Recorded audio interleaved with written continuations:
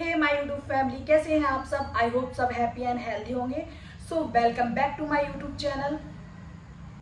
ये घटना है इंदौर की और इस घटना ने पूरे देश का दिल दहला दिया है। मतलब लोग डर से कांप गए हैं कि ये क्या हो रहा है हमारी सोसाइटी में, ये क्या हो रहा है हमारे समाज में।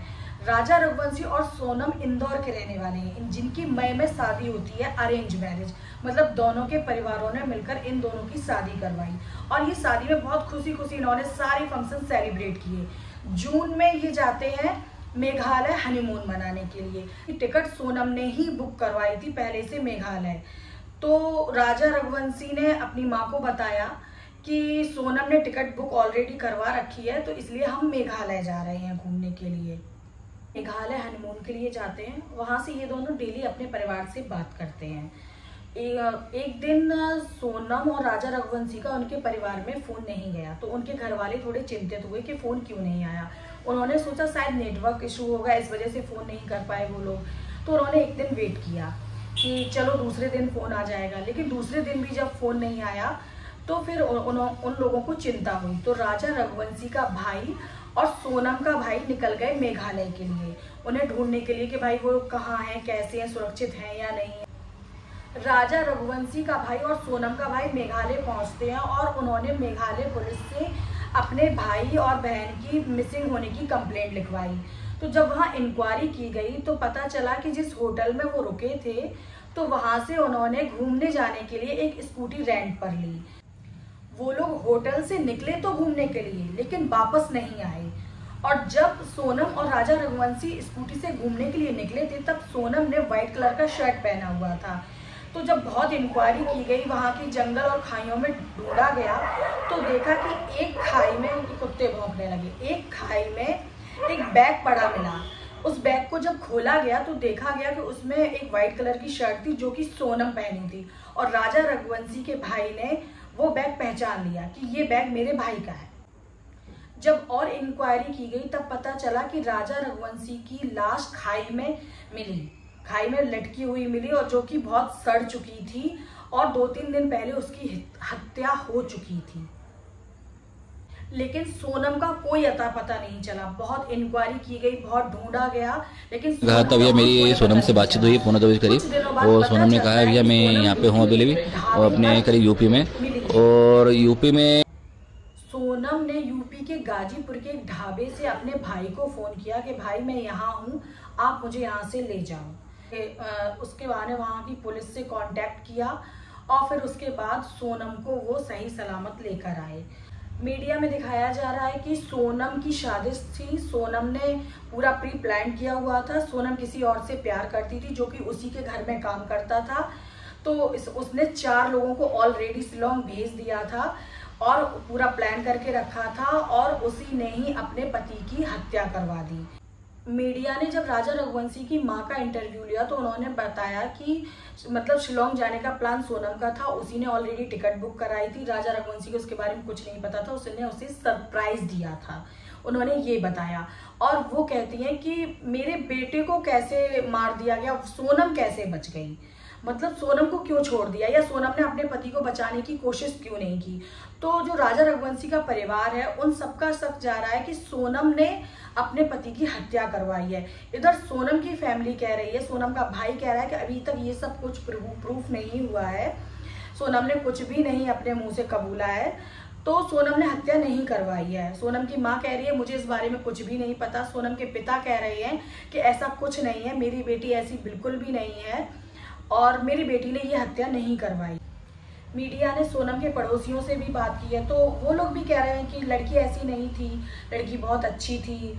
और सोनम की माँ कह रही है कि शादी से पहले जब से रिश्ता तय हो गया उसके बाद वो लोगों का मिलना जुलना भी चालू था। राजा रघुवंशी और सोनम मिलते भी थे, ऐसा नहीं है कि नहीं मिलते थे। और उधर राजा रघुवंशी की माँ कह रही है कि सोनम राजा रघुवंशी से शादी तय होने के बाद मिलने में थोड़ा सा कतराती थी, कटती थी, तो उसने अपनी माँ से ये बोला भी था कि वो मेरे से मिलने से कटती है। तो ये अनुमान लगाया जा रहा है कि सोनम ने राजा रघुवंशी की हत्या करवाई, सोनम ने अपने पति की हत्या करवाई। सोनम के ससुराल वाले सोनम को ही अपने बेटे का हत्यारा समझ रहे हैं। अभी ये सब प्रूफ नहीं हुआ है, लेकिन वो अपनी बहू को ही अपने बेटे का हत्यारा मान रहे हैं। इधर सोनम के परिवार वाले उसका वहाँ का मकान भी बताया, सब चीजें राजा से हजारों बार घूमने गई, सब कुछ हुआ। ये इस पूरी वारदात के पीछे क्या लगता है किसकी गलती होगी? राजा रघुवंशी की फैमिली की या सोनम की फैमिली की, या राजा रघुवंशी की या सोनम की, किसकी गलती होगी? इसमें सबसे बड़ी गलती है दोनों फैमिलीज की, क्योंकि अगर सोनम ने हत्या करवाई है, सोनम का ऐसा नेचर तो सोनम की फैमिली को तो पता ही होगा ना कि हमारी बेटी का ऐसा नेचर, अगर हमने उसके मनपसंद लड़के से उसकी शादी नहीं करवाई तो वो ये भी कर सकती है, क्योंकि बच्चे का नेचर उसके पेरेंट्स को और उसकी फैमिली को तो पता ही होता है ना। और इधर राजा रघुवंशी की माँ कह रही है कि वो शादी होने के बाद उससे अच्छे से बात नहीं करती थी, उसके साथ टाइम एक्सपेंड नहीं करती थी शादी तय होने के बाद। तो फिर उन्होंने अपनी बेटी की शादी ऐसी लड़की से क्यों करवाई जो उनके बेटे में इंटरेस्टेड नहीं थी? उन्हें इस पर एक्शन लेना चाहिए था, उन्हें इस पर सोचना चाहिए था, उन्हें इस बात को टालना नहीं चाहिए था। या फिर सोनम, अगर ये साबित हो जाता है कि सोनम ने राजा रघुवंशी की हत्या करवाई तो उसने ऐसा क्यों किया?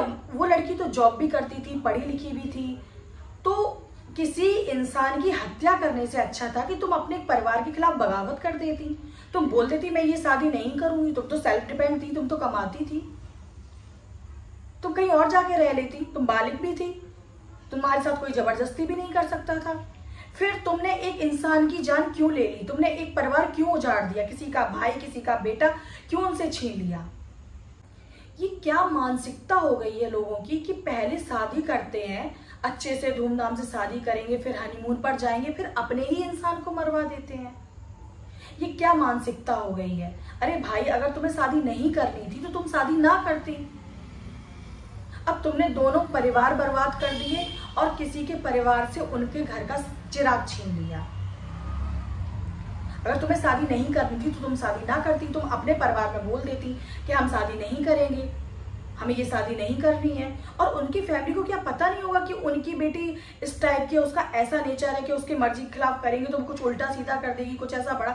सबकी फैमिलीज को पता होता है, पता नहीं फिर भी क्यों पेरेंट्स की आंखों पर पट्टियां बंधी होती हैं।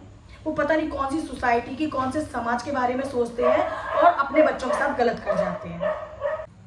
और शादी ब्याह एक बहुत बड़ा डिसीजन होता है किसी की लाइफ का, तो पेरेंट्स क्यों दबाव डालकर अपने बच्चों की शादी करवा देते हैं? और किसी से एक बार मिलने से या 4 बार मिलने से या 10 भी बार मिलने से उसका एक्चुअल नेचर पता नहीं चल जाता। शादी अगर करनी है तो दोनों फैमिली को महीनों, मैं तो कहती हूँ सालों एक दूसरे के साथ बिताने चाहिए। सालों उनके साथ रहो, देखो उनके साथ महीनों बिताओ, तब कभी आदमी का एक्चुअल नेचर बाहर आता है। 2-4 घंटे की मीटिंग में या 2 तो सब अपना अच्छा ही नेचर दिखाएंगे ना, सब अपना अच्छा ही दिखाएंगे, कोई अपना बुरा नहीं दिखाएगा। तो शादी एक बहुत बड़ा डिसीजन है। पहली बात तो बच्चों की मर्जी के खिलाफ बिल्कुल करनी ही नहीं चाहिए। हर साल इतने सारे केसेस सामने आते हैं, फिर भी पेरेंट्स नहीं सुधरते, फिर भी लड़के लड़कियां नहीं सुधरते। भाई, आप दबाव में आकर के शादी क्यों कर रहे हो? मत करो। आप बालिग हो, आप मना कर सकते हो, आप अपने डिसीजन खुद ले सकते हो, लेकिन आप अपने डिसीजन नहीं ले रहे हो और किसी और की आप जान ले रहे हो। ये कहाँ का इंसाफ है और ये कहाँ की मानसिकता है, ये कहाँ की समझदारी है? सोचो, ये बहुत बड़ा मुद्दा है और आए दिन ऐसी खबरें आ रही हैं सोसाइटी में, आए दिन ऐसी खबरें आ रही हैं कि अभी वो ड्रम वाला केस हुआ था और अभी कुछ दिनों पहले कि एक लड़की शादी करना चाहती थी किसी लड़के से, तो उसके बाप ने ही उसको गोली मार दी। ये क्या मानसिकता है? ये सब क्या है? अब अपने ही बच्चों को मार दे रहे हैं या अब अपने ही बच्चों के साथ गलत कर दे रहे हैं। रुपया पैसा सब कुछ खर्च कर रहे हैं आप, लेकिन अपने बच्चों के साथ ही बुरा कर रहे हैं। तो ये सब क्या है? और या फिर परवरिश पर सवाल उठता है कि आप कैसी परवरिश दे रहे हैं जो आपका बच्चा किसी की हत्या कर दे रहा है? कैसी परवरिश दे रहे हैं आप? मैं बस आप सबसे इतना कहना चाहती हूँ कि सोसाइटी के दबाव में आकर के या रिश्तेदारों के दबाव में आकर के, ये कोई क्या कहेगा इसके दबाव में आकर के प्लीज अपने बच्चों के साथ गलत मत करिए। उन्हें अच्छी परवरिश दीजिए और उनकी बातें समझिए। मैंने अपने पिछले वीडियो में भी यही कहा था, जैसे मेरी बगल वाली बिल्डिंग में हुआ था कि एक 18 साल के लड़के ने सुसाइड करने की कोशिश करी थी। तो प्लीज आप अपने बच्चों को समझिए और अपने आप को, अपने बच्चों को समझाइए, ये बहुत जरूरी है। अगर पेरेंट्स और बच्चों के बीच अच्छा तालमेल रहेगा तो ये सारी खबरें नहीं आएंगी। ऐसा बिल्कुल भी नहीं होगा फिर हमारी सोसाइटी में, क्योंकि बच्चे अपने मन की बात, बच्चे अपनी बात अच्छे से एक्सप्रेस कर पाएंगे अपने माँ बाप के सामने। और आपको भी उनकी बात समझनी चाहिए। शादी एक बहुत बड़ा डिसीजन होता है। सोसाइटी के या रिश्तेदारों के दबाव में आकर अपने बच्चों की शादी नहीं करनी चाहिए।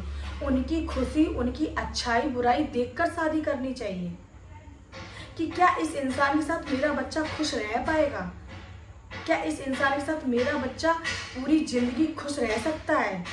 ये सारे क्वेश्चन आपके दिमाग में, आपके दिल में उठने चाहिए। ये बहुत ज़रूरी है। एक गलत रिश्ता 2 परिवारों की जिंदगियां बर्बाद कर देता है। 2 लोगों की तो करता ही करता है, 2 परिवारों की जिंदगियां बर्बाद कर देता है। सोचो राजा रघुवंशी और सोनम के परिवार पर क्या बीत रही होगी। अगर सोनम गुनहगार है तो भी उसके परिवार को भुगतना पड़ेगा, अगर सोनम गुनहगार नहीं है तो भी उसके परिवार को भुगतना पड़ेगा। एक इंटरव्यू में देखा मैंने, सोनम रघुवंशी की माँ कह रही है कि इससे अच्छा तो मेरी बेटी पे इतने सारे इल्जाम लग रहे हैं, इससे अच्छा वो मर जाती तो ज्यादा अच्छा होता। इस तरीके की एक माँ अपनी बेटी के लिए बोल रही है। तो सोचो परिवारों पर क्या बीतती है जब ऐसे सिचुएशन सामने आती हैं, ऐसी बातें सामने आती हैं। इसलिए पेरेंट्स को चाहिए, मैं तो पेरेंट्स को ही बोलूंगी इन सब के बारे में, कि पेरेंट्स को चाहिए कि अपने बच्चों को समझें कि वो क्या चाहते हैं। अगर पेरेंट्स सारी बातें समझेंगे, अच्छे से अपने बच्चों को समझेंगे, तो शायद ये हादसे होना कम हो जाए। सो बाय बाय गाइस, मिलते हैं अगले वीडियो में।